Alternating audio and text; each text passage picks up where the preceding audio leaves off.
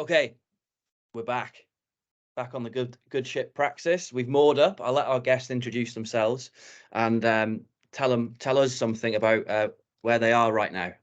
Ted, over to you. So, hi, I'm Ted Schatzki. Wear different hats.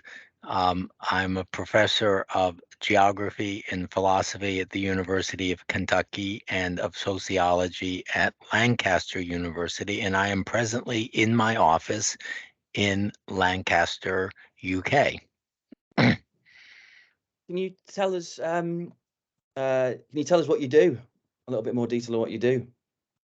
What do? I read, I write, I talk to people, I organize things. That's about sums it up for my professional life. Oh, I'll pass over to the pirates. Hi, Ted. I wanted to ask you, when did you first encounter practice theory? Now that's not an easy question, because practice theory wasn't a thing when, in a sense, I think I first encountered it, namely being sort of taken by the philosopher Wittgenstein and reading social theorists such as Bourdieu and Giddens. And in retrospect, that was when I was encountering practice theory, but I didn't realize it until sometime later. So that would have been, in early 80s or so. And what attracted you to this way of theorization, and what made you think that, yeah, this is the way to go? I want to develop this approach. I guess it seemed new and exciting. And there's something also magical about the word practice, which deserves a longer discussion. Good. And my last question would be about the ideas that you are currently working with.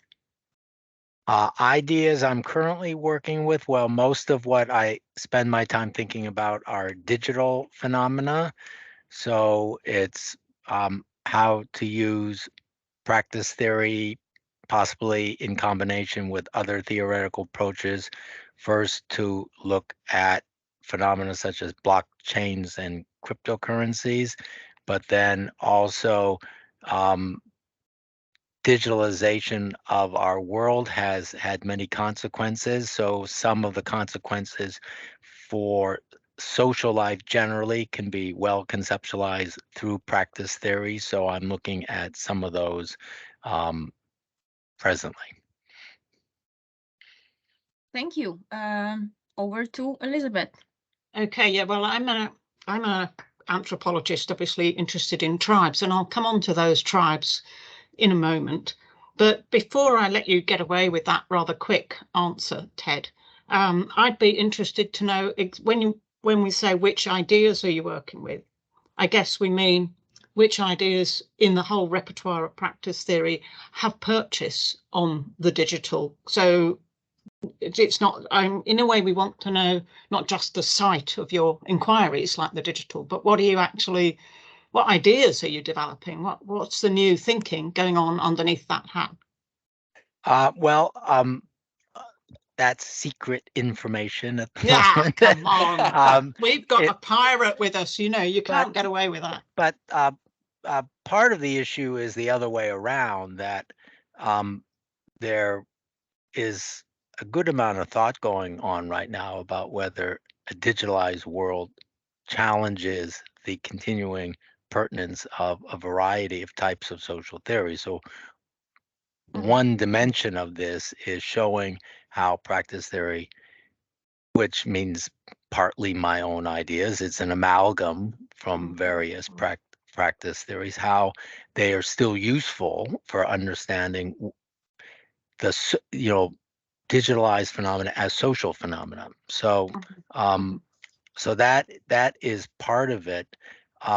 And some of the new theorization partly is secret because it's being collaboratively developed. And so I don't Yeah, feel too free to just kind of say it at the moment. Well, I think we're okay with secrets. That's okay with us. Okay, well, I'll go back to my proper role as a visiting sort of person visiting tribes. So are you working on your own out there, or are you part of any kind of group that you would identify? Here at Lancaster, you mean? Well, anywhere in the world. Well, there is definitely a center for practice theory at Lancaster, and Yes, yeah. as you all have heard, and you finally have found it. And so yes, there are a lot of things I am working with people under the general auspices of that and the associated consortium and so forth. So I would say that is in fact the bulk of the collaboration in a broad sense that I'm doing now. Though Okay. I'm also the work I'm doing, research that which I was hesitant to say publicly is being done with a sociologist named Roger Friedland. So Okay. That's top secret. Let's not go into that. But it's good to hear that you're part of such an enthusiastic part of such a wonderful group. And as you know, this group has produced a brilliant map of others, anybody with sort of practice theory enthusiast map. And you've probably met some of them, but you'd probably like to send us on to meet somebody in particular. So where should we go? We're currently moored up on the canal in Lancaster. It's about half a mile away. So we'll get back on our boat. But where do you think we should go next? well, there are many glowing points of light on that map, so it's quite hard to tell. Yeah. And I don't know how optimistic I am of you making it from the canal in Lancaster to the open ocean again. We're But fine. We're fine. but if Yeah. you Not a problem. succeed at this, then I believe you should celebrate your success by traveling over the entire opposite end of the earth and visit Australia and talk to Jane Wilkinson in Melbourne. Great. We can do that. No problem. No problem there. Now, finally, as we go on our travels, and you're right, it's a long way, very long way, but we're okay with that. Do you have anything to give us of a souvenir of our visit to you, Ted, in Lancaster that we Yes. should take? Yes. Could you tell us what that is or show us or something? I will. Yeah. You need to stay awake. So I will give you the rest of my jar of instant coffee, which you can use as you travel around the world. It may not be enough to get you all the way to Australia, but it might come close. Well, that's fine. I don't think we've got any drinks with us on the boat at the moment. So thank you very much for that, Ted. And thanks for talking to you. That was excellent. It was great. Thanks. It was a pleasure. Thank you, Ted. Yeah, thanks, Ted. Thanks for the great coffee as well. Only the best.